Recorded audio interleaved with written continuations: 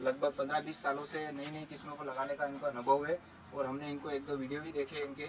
तो उसके बाद हमें लगा कि इनसे जाकर एक बार मिलना चाहिए और इनकी फसल एक बार देखना चाहिए और उसके अनुभव इनसे हमको साझा करना चाहिए। इसीलिए हम आज इनके घर पर आए हैं और अभी हम आपको ले चलेंगे सीधे सोयाबीन के खेत में।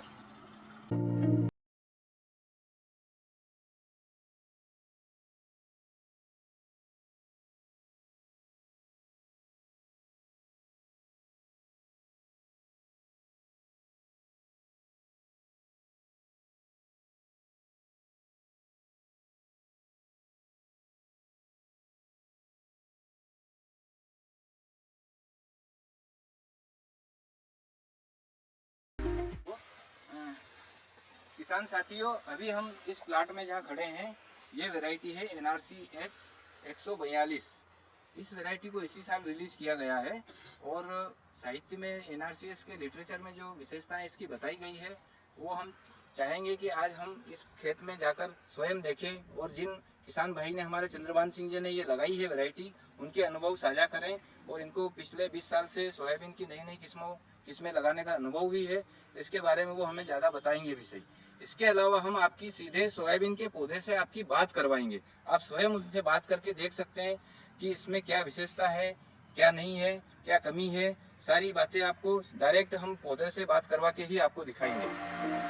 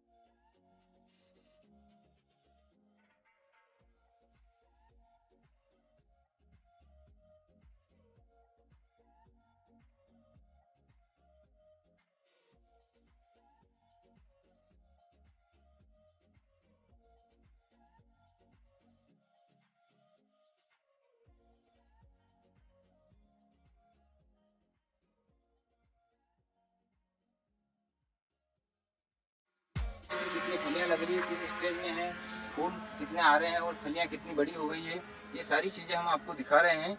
आप स्वयं देख सकते हैं इसको लाइव। इसके अलावा हम आप जानते हैं कि चंद्रभान सिंह जी ने इसको लगाया है, तो इनके इसके बारे में क्या विचार हैं और इन्होंने क्यों लगाई ये वैरायटी, इसमें इनको क्या विशेषताएं दिख रही है। हाँ चंद्रभान सिंह जी बताइए, अब आपने ये कब लगाई थी, एक तो बोनी कब किया था आपने? हाँ, सबसे पहले तो ये की है 5 जुलाई की बोनी है। 5 जुलाई जी। हाँ। और आज कितने दिन की हो गई है? ये 72 दिन की। 72 दिन की। जी हाँ हाँ। उसमें सबसे पहले तो मैं आपको बताऊं कि 3.5 kg सीड था। हाँ नेट। हाँ। और ये 12,500 स्क्वायर फीट एरिया है। अच्छा अच्छा। इसको हमने काफी केयरफुली तरीके से भाई साहब ने और मैंने केयरफुल तरीके से इसको सीडलिंग किया। रोड टू रोड डिस्टेंस इसका 14 इंच है। और प्लांट टू प्लांट इसका ये मान के चलिए आप 3 से 4 इंच पे पर प्लांट पॉपुलेशन है इसका। अच्छा। इसके बारे में हमने सुना था कि ये उनिस trypsin inhibitor and lipoxygenase 2 free chemical free है। और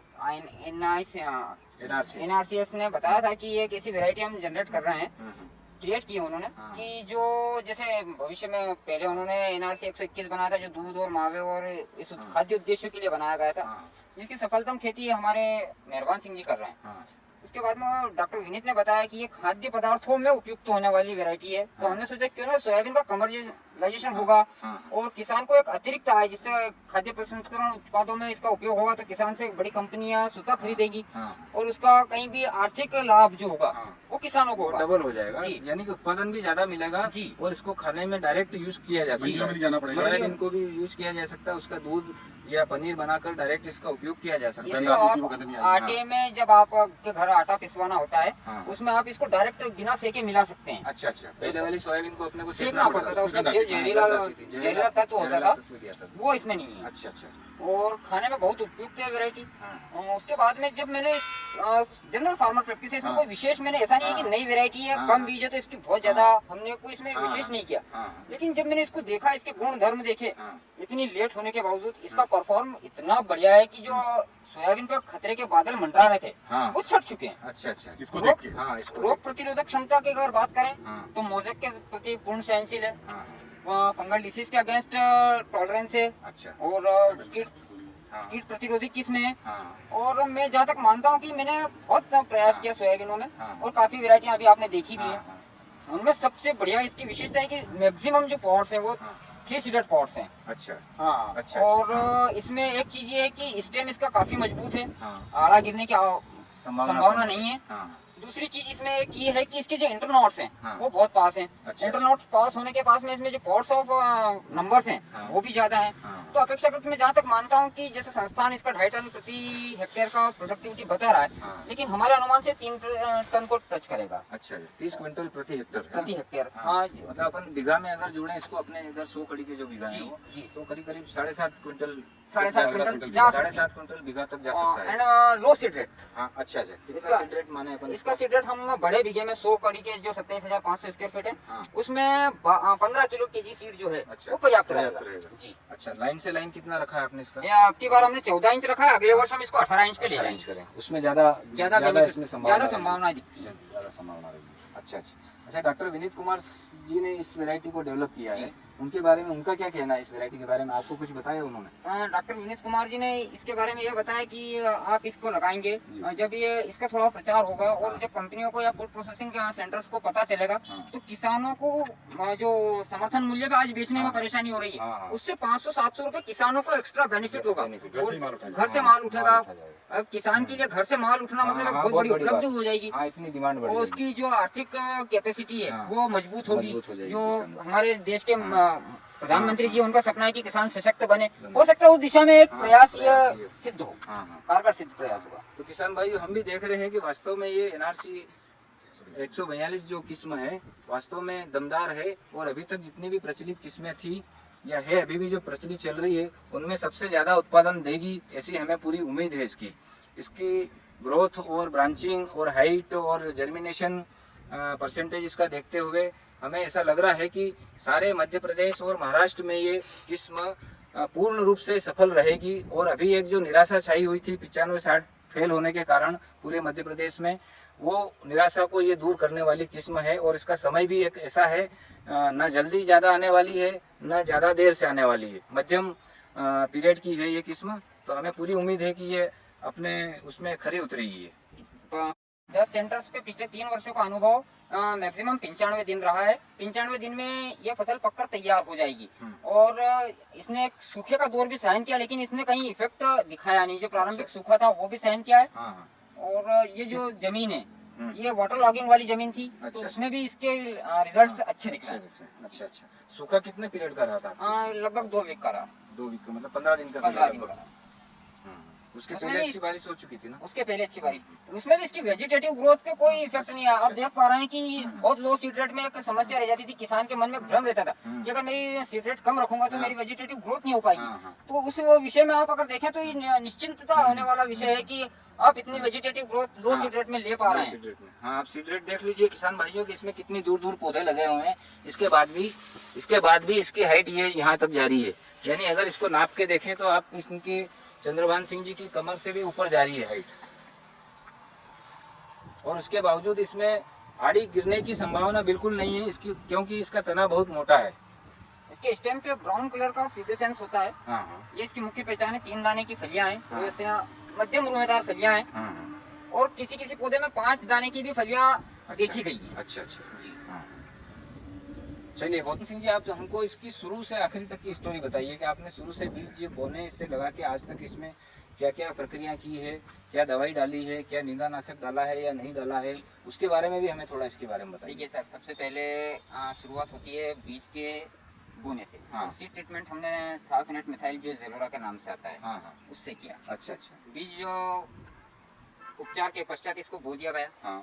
बोने के 22वें दिन इसमें हमने थायोमेथोक्साम और थायोफेनेट मिथाइल और प्रोफेनोफॉस इसका फर्स्ट स्प्रे हमने 22 दिन पे इसके लोअर स्टेम पे किया। अच्छा। जो हमारा ये लोअर स्टेम होता है ये वाला स्टेम होता है, ये वाला इस स्टेम को हमने भिगाते हुए अच्छा अच्छा और स्प्रे किया है। मतलब आपने बीच में नोजल चलाया है? बीच में नोजल चलवा के, जब पौधा छोटा रहता है 22 दिन का पौधा काफी छोटा होता है, पावर पंप से लगभग हमने जो स्प्रेयर था उसको बोला कि भैया इसको जो पूरा नीचे वाला पोर्शन है इसको स्प्रे करवाना, जमीन तक जाना चाहिए। लास्ट ईयर राइजोक्टोनिया सलोनी और एरियल ब्लाइट का प्रकोप हुआ था तो वो भय था। माननीय विनीत जी सर ने हमको बताया था कि ये स्टेम अगर हम गीला कर देते हैं तो इस तरह की बीमारियों से बचने की पूरी संभावनाएं रहती है। तो हमने उनके निर्देशों का पालन किया, IISR की एडवाइजरी का पालन किया। उसके बाद में हमने इसमें 35 दिन के लगभग में 35 से 40 दिन की अवस्था के लगभग में आपका क्लोरेंट्राक्लोर जिसको हम कोराजन बोलते हैं और आपका प्रायक्सर और लैम्ब्डासाइलोथ्रिन प्लस थायोमेथोक्सम इसका ट्रीटमेंट स्प्रे करवाया 35-40 दिन सभी साथ ये उसी एक ही बार में? एक ही बार में। अच्छा अच्छा। फंगी FIR मेथड से फंगीसाइड, इंसेक्टिसाइड एंड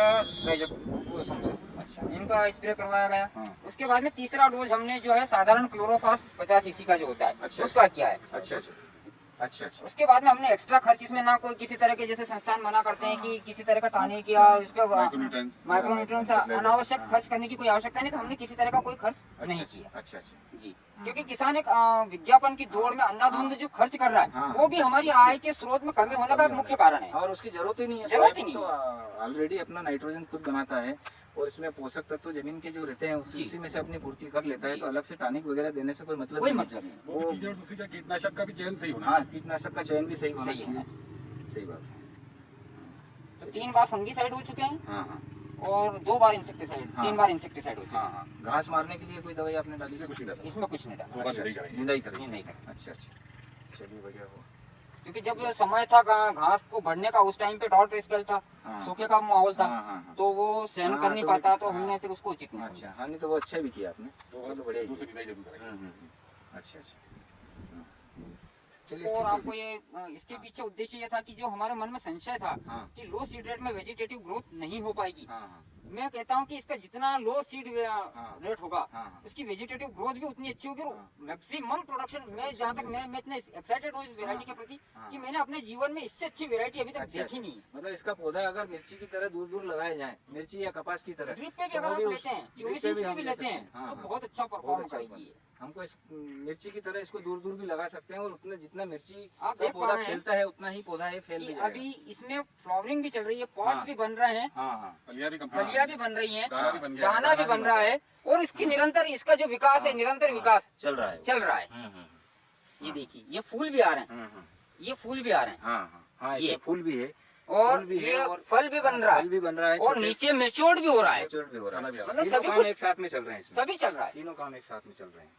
और बिल्कुल फ्रेश सोयाबीन दिख रही है हमें, इसमें हमें कोई रोग कीट कुछ भी नहीं दिख रहा है। तो इसका मतलब यही हुआ कि ये पूरी तरह से रोग और कीटों के प्रति पूरी तरह से रेजिस्टेंट वैरायटी, प्रतिरोधी वैरायटी है। इसके लिए डॉक्टर विनीत सर का बहुत धन्यवाद, और एनआरसीएस के समस्त स्टाफ का हाँ। कोटि कोटि साधुवाद, धन्यवाद, आभार। क्योंकि पिछले कई वर्षों से ऐसा कहा जाता था कि एनआरसीएस फेल हो रहा है। देखिए, मैं उनके स्पष्ट राय था, लेकिन वो जो अभी हमारी टीम बनी है, जो हमारे संस्थान की टीम है, उन्होंने बहुत अच्छे प्रयास किए। 138 इसका बहुत अच्छा एक वैरायटी में बहुत अच्छा ऑप्शन है, 130 बहुत अच्छी है, वो अच्छी है जी। उसमें कुछ समस्या पत्ते के संकुचन की थी, लेकिन वो जब डॉक्टर संजय गुप्ता से जानकारी ली गई तो उन्होंने बताया कि वो उसका नैसर्गिक गुण है, अच्छा, उसका उत्पादन पर कोई प्रभाव नहीं है, वो प्रभाव नहीं है, और बहुत अच्छा उत्पादन। और सबसे बड़ी बात है कि 85 दिन में मैच्योर होने वाली हुई किस्में। अच्छा, 138। उसके बारे में भी किसान भाइयों, अभी हम इनके प्लाट पे जाकर उसका आपको जैसा 142 का जैसा आपको दिखाया हमने लाइव, वैसा का वैसा ही हम 138 का भी आपको दिखाएंगे, जिससे आप स्वयं देख सकते हैं, पौधों को देखकर अंदाज लगा सकते हैं कि किसमें कितना दम है। मैं आपको बताना चाहता हूँ कि पिछले 5-7 वर्षों से नई नई किस्में आ रही है, उसमें 2029 भी आई थी, जेस की 2069 भी आई थी, 2098 भी आई थी, 21-017 भी आई थी, आपका आरवीएस की जो 2018, आरवीएस 2024, ये जो वेराइटियाँ पिछले 5-7 सालों से लगा रहा हूँ, उन सब वेराइटियों से अगर कंपेरिजन किया जाए तो एनआरसी की जो 142 है, ये सबसे आगे निकल रही है। अच्छा, सबसे आगे निकल रही है। अच्छा। और जो किसान की सबसे बड़ी समस्या थी कि मध्यम अवधि में पकने वाली सोयाबीन चाहिए, तो ये विकल्प भी हमको बहुत अच्छा मिल गया। दूसरी चीज ये कि ये जो वैरायटी है, इसमें प्रोटीन और न्यूट्रिएंट्स की मात्रा बहुत ज्यादा है, गंध मुक्त है ये, तो मंडियों में जाने की आवश्यकता नहीं पड़ेगी किसानों को। बड़ी बड़ी कंपनियां किसानों के पास ही ये वैरायटी लेके जाएगी। तो आने वाले समय में किसानों के लिए बहुत ही सही वैरायटी है, और मैं किसान होने के नाते सभी किसान भाइयों से निवेदन करूंगा कि इस वैरायटी को ज्यादा से ज्यादा लगाएं और आर्थिक स्थिति अपनी सुदृढ़ करें। ठीक, धन्यवाद। किसान भाइयों, ये पौधे लाइव दिखाने का हमारा मकसद ये है कि पहले अभी कुछ पिछले सालों में लोग या किसान कहें या उनको बीज माफिया कहें, वो पौधे के कंप्यूटराइज्ड फोटो दिखाकर कुछ जो वैरायटियाँ अच्छी नहीं थी उनको भी उन्होंने हाईलाइट किया और उनको भी बेचना चाहा। तो हमारा मकसद इन आपको लाइव दिखाने का यही है कि आप स्वयं देख सकते हैं उसको, और किसी सिंगल पौधे को नहीं देखें। सिंगल पौधे में तो वैसे भी ज़्यादा फलियाँ दिखती ही है। आप यहाँ पर हमारे इसमें लाइन में लगी हुई है, उसको हम दिखा रहे हैं आपको। आप इससे अंदाज स्वयं लगा सकते हैं कि इसमें हमने कोई कंप्यूटराइजेशन नहीं किया है, कोई बनाया फोटोग्राफ नहीं डाला हुआ है। हमारा मकसद यही है दिखाने का आपको, कि आपको स्वयं दिख जाएगा सामने सही जानकारी के साथ। हाँ, जैसा कि अभी आपने देखा कि पहले हम मेरे गांव आगरोद में थे, वहाँ पर हमने सबसे पहले एनआरसी 142 का प्लाट देखा, और उसके बाद हम यहाँ पर सुतारखेड़ा में आए हैं। यहाँ पर 3-4 वैरायटियों के अपने प्रदर्शन प्लाट लगा रखे हैं, और 2-3 वैरायटियाँ बड़े स्केल पे लगा रखी है, जिसके बारे में हम आपको भाई साहब चंदेल साहब के साथ पूरी डिटेल से दिखाएंगे। क्योंकि आप जो हैं सोयाबीन के विश्व पितामह कहे जाते हैं, और आपके मार्गदर्शन से, आपके आदर्शों पे चलकर ही हम आज इस मुकाम पे पहुंचे हैं कि आपके सामने जो फसल दिख रही है वो आपके मार्गदर्शन से, आपके स्नेह से, आपके आशीर्वाद से आपके समक्ष हम दिखाने जा रहे हैं।